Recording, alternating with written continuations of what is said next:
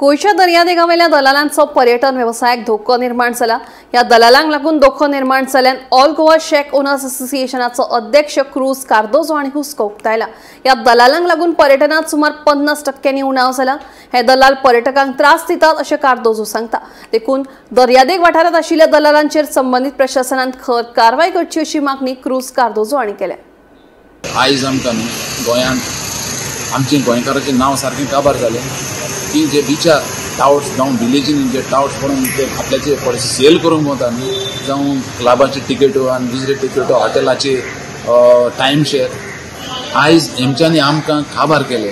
कित्याक हे कोत्ता ते सगळे भायले आनी आतां येता गोंयकारांचेर कोण कोत्ता टावर्सांनी नागयले म्हणटा आमकां ट्युरिस्ट कितले सोशल मिडियाचेर आमचे नेगेटीव पब्लीक सो हाजें कित्याक लागून जाता हे सगळें जाता हे टावर्सांक लागून। आयज आमचे मोर देन 50% टुरिजम काबार जालें टावर्सांक लागून।